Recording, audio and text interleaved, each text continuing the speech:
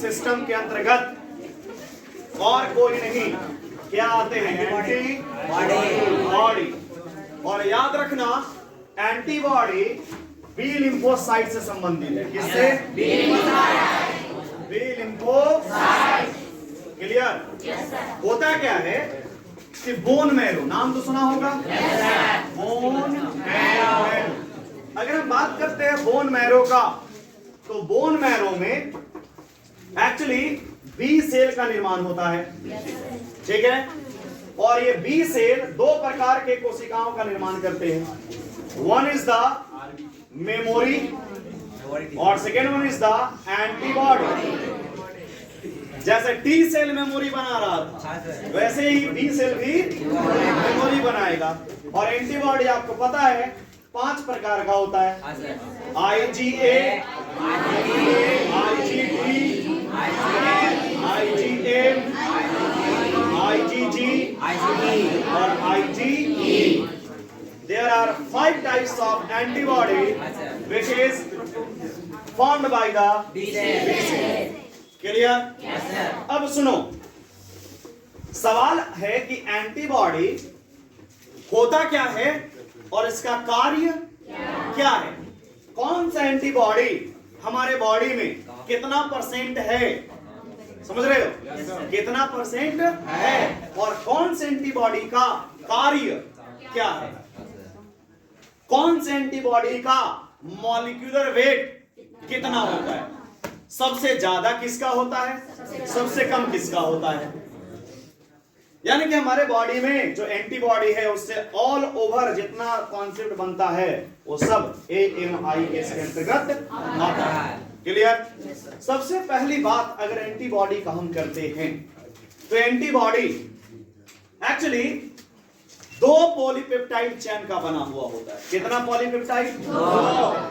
2 polypeptide chain का बना हुआ होता है, जिसमें आपको 2 हल्के होते हैं यानी कि लाइट चैन, लाइट मतलब हल्का, और 2 हैवी चैन, भारी।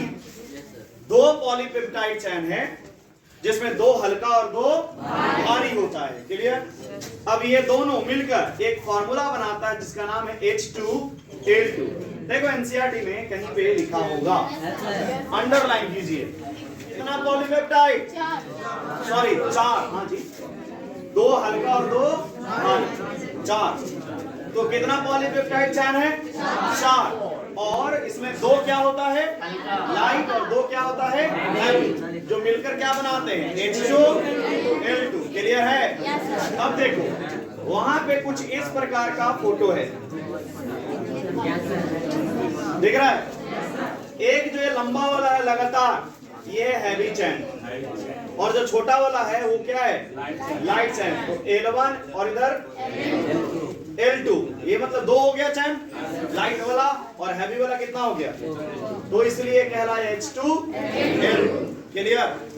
अब बात करते हैं एंटीबॉडी का, जो वाई शेप स्ट्रक्चर है एंटीबॉडी का। आप देखोगे ध्यान से, ये सारे के सारे चैन एक दूसरे से डाई सल्फाइड बॉन्ड के द्वारा जुड़े होते हैं। कौन सा बॉन्ड? डाई सल्फाइड, लिखा है कहीं पे? बॉन्ड अंडरलाइन करो। डाई सल्फाइड बॉन्ड से जुड़े होते हैं। कौन चैन? लाइट चैन और हैवी चैन। जो ये दोनों चैन दिख रहा है H2L2, ये दोनों कौन से बॉन्ड से जुड़े होते हैं? डाई सल्फाइड बॉन्ड से। और ध्यान रखना, कुल 16 डाई सल्फाइड बॉन्ड होता है इस एंटीबॉडी में। कितना? 16। चलो गिनना, देखो ध्यान से, इधर ऐसे गोल गोल होगा है, ये ऐसा वाला कितना है? गिनो।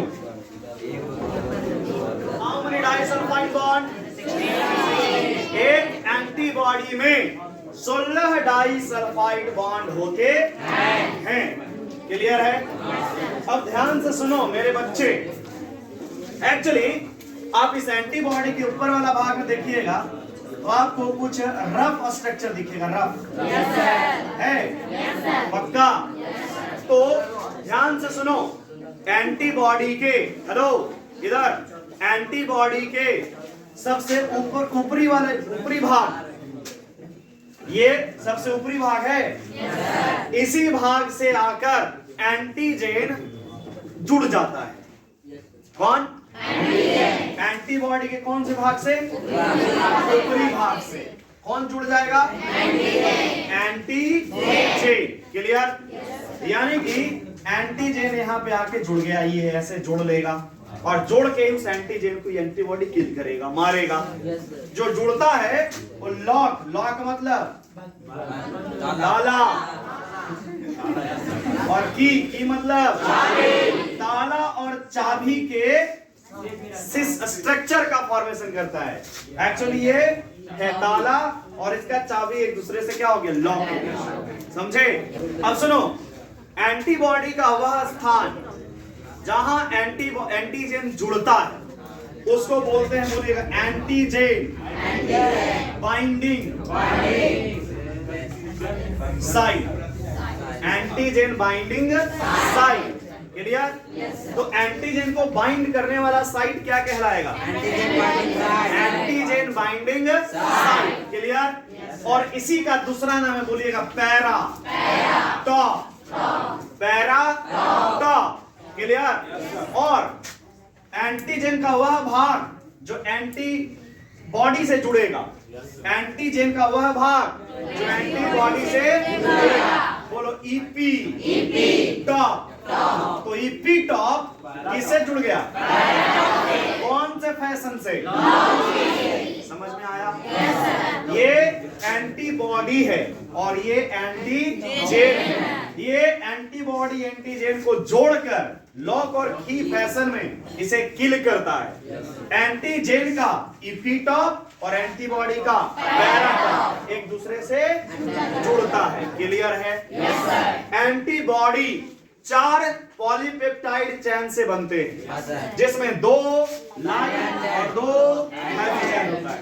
एंटीबॉडी का ये सभी चेन एक दूसरे से कौन से बॉन्ड?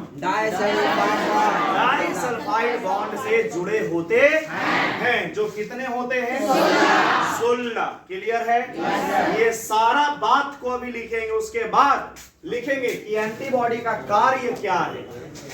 उसके बाद बात करेंगे कि कौन सा एंटीबॉडी हमारे बॉडी में सबसे ज्यादा है, कौन से एंटीबॉडी का मॉलिक्यूलर वेट सबसे ज्यादा और सबसे कम है। पूरा डिटेल से बात करेंगे। तो पहला पॉइंट लिखिएगा, कॉपी में लिख डालिएगा, एंटीबॉडी का कार्य। एंटीबॉडी का कार्य सब लिख लिए?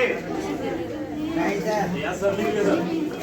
देखो, हमारे बॉडी में 5 प्रकार का एंटीबॉडी है और सबका कार्य क्या है? अलग अलग। ठीक है? अगर पार्टिकुलर एक एंटीबॉडी लेकर चलोगे तो सबका अलग अलग काम है, लेकिन अगर सबका हम एक तरीका से बात करें तो 3 प्रकार से एंटीबॉडी कार्य करता है। सब सुन रहे हो? कितना? 3। पहला एग्लूटिनाइजेशन, बोलिएगा, अभिश्लेषण। क्या है कि कोई भी जो एंटीबॉडी होगा ना, एंटीजन से जुड़ जाएगा। एंटीबॉडी एंटीजन यानी कि रोग कारक के सतह पर जो एंटीजन है उससे क्या हो जाएगा? जुड़ जाएगा। और उसमें एक कोशिका विघटन करवा देगा। उसका जो कोशिका है उसको हटा देगा, जिसको हिंदी में बोलते हैं कोशिका विघटन, सेल लाइसिस। लाइसिस मतलब तोड़ना। जब उसके सेल को तोड़ दिया गया, कोशिका को तोड़ दिया गया, तो ऑलरेडी डेड हो जाएगा, मर जाएगा। तो ये पहला काम किसका? एंटीबॉडी का, अभिश्लेषण, एग्लूटिनाइजेशन। जो क्या कर रहा है? एंटीबॉडी रोगाणु की सतह पर उपस्थित कौन? एंटीजन से जुड़ रहा है। कोशिका विघटन द्वारा रोगाणु को कोशिका विघटन करवा देता है, सेल लाइसिस करवा देता है, और वो जो एंटीजन है, एंटीबॉडी रोगाणु है, वो मर जाएगा। क्लियर? पहला काम क्या था? अभिश्लेषण। दूसरा नंबर ऑप्सोनाइजेशन। ऑप्सोनाइजेशन एक्चुअली इसका हिंदी हमको पता नहीं। ऑप्सोनाइजेशन में 2 प्रकार के एंटीबॉडी हैं, IgG और IgM, जिसको हम लोग ऑप्सोनिन एंटीबॉडी भी बोलते हैं। Opsonin antibody, opsonin antibody. सुनो, जब आपको बताया गया था प्राथमिक और द्वितीयक रिस्पांस, प्राइमरी रिस्पांस और द्वितीयक रिस्पांस। प्राइमरी रिस्पांस में आईजीएम था और द्वितीयक में आईजी। याद आया? पहली बार अगर कोई एंटीबॉडी बनेगा वो कौन है? दूसरी बार आईजी। और ये दोनों एंटीबॉडी एंटीजेन से जुड़कर फैगोसाइटोसिस यानी कि भक्षण को प्रेरित करती है। यानी कि भक्षण मतलब समझते हो? भक्षण मतलब होता है उसको खा के नष्ट कर देगा, भक्षण कर जाना, क्लियर? डाइजेस्ट कर देगा, उसको पचा देगा, जिससे लाइसोजाइम से, याद रखना लाइसोसोम एक एंजाइम होता है। तो दूसरा काम क्या है? ऑप्सोनाइजेशन यानी कि भक्षण करना, फैगोसाइटोसिस करना। और तीसरा न्यूट्रलाइजेशन यानी कि उदासीनीकरण। उदासीनीकरण क्या होगा? एंटीबॉडी रोगाणु द्वारा छोड़े गए विष को निष्क्रिय कर देता है। जो एंटीजन जो जहर हमारे बॉडी में फैला रहा है उस जहर को क्या कर देगा? निष्क्रिय कर देगा, तो हम बीमार पड़ेंगे ही नहीं। तो ये तीन इंपॉर्टेंट काम है किसका? एंटीबॉडी। क्लियर? लेकिन अगर पार्टिकुलर काम बात करते हैं, पार्टिकुलर एंटीबॉडी का, तो आईजीजी का काम क्या है? शरीर द्रव्यों की सुरक्षा करना। हमारे शरीर में जो फ्लूइड है, द्रव्य, उसको क्या करेगा? दूसरा आईजीए शरीर सतह की सुरक्षा करना।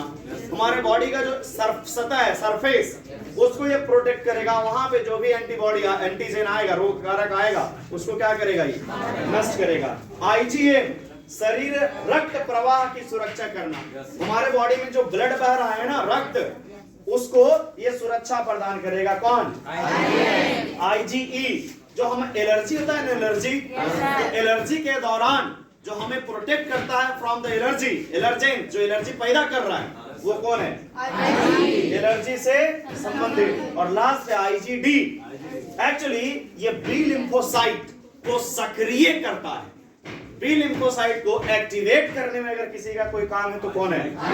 आईजीडी। बी लिम्फोसाइट के सक्रियता से संबंधित। तो ये पार्टिकुलर एक एक करके बात कर रहे हैं और ये सभी का एक साथ बात किया गया है।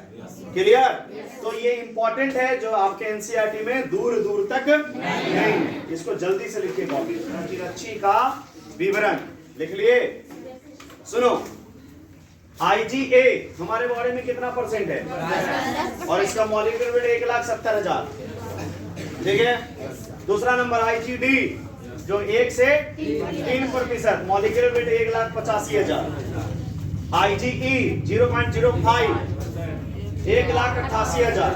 आईजीजी 75 से 80 1,46,000। और आईजीएम 5 से 10, मॉलिक्यूलर वेट 9,60,000। अब ध्यान से देखिएगा, आईजीजी सबसे ज्यादा है। बताओ, सबसे पहले आईजीएम बनता है और दोबारा ये बहुत खतरनाक है क्या? बहुत जल्दी प्रतिक्रिया करता है, रोगाणुओं को जल्दी मारता है, ज्यादा है। तो परसेंटेज लिख दिया गया, मॉलिक्यूलर वेट लिख दिया गया और सबका कार्य लिख दिया गया। आया समझ? छापो अब करते हैं। तो बताओ, हमारे देश को दूसरे देश के उग्रवादियों से कौन बचा रहा है? बॉर्डर, बीएसएफ नहीं, उसके बाद विभिन्न प्रकार का मिलिट्री, और उसके बाद बिहार पुलिस। अरे हमारे घर मिलिट्री आएगा तो बिहार पुलिस आएगा? सबसे पहले बिहार पुलिस के पास जाओगे, दंगा हो गया तब वो लोग आएगा, और बॉर्डर तो सही है। तो बताओ, हमें सबसे पहले कौन बचाया? बॉर्डर, उसके बाद मिलिट्री, और उसके बाद यानी कि अलग अलग लाइन है क्या? अलग अलग सिस्टम है। तो हमारे बॉडी का डिफेंस का सबसे पहला लाइन यानी कि क्या लिखे? Line of defence,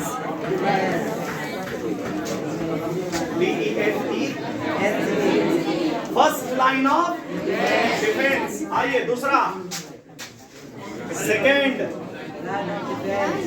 line of defence, और last third line of defence. अगर कोई बैक्टीरिया हमारे बॉडी में आया तो सबसे पहले उसको कौन मारेगा? स्किन। अरे बोलो। और म्यूकस यानी कि स्किन हमारा बॉडी का सबसे पहला लाइन है, नहीं है? उसके बाद हमारे बॉडी में अगर इससे बच गया तो कौन मारेगा? मैक्रोफेज। अरे याद करें WBC, इनेट इम्यूनिटी। बता, ल्यूकोसाइट, मोनोसाइट, मोनोसाइट, ये सेकेंड लाइन ऑफ डिफेंस है। अगर इससे बच गया तो ये मार देगा।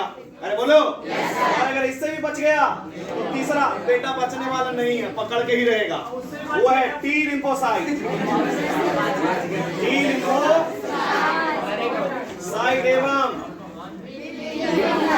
लिम्फो, और इससे भी बच गया तो तुम बीमार पड़ जाओगे।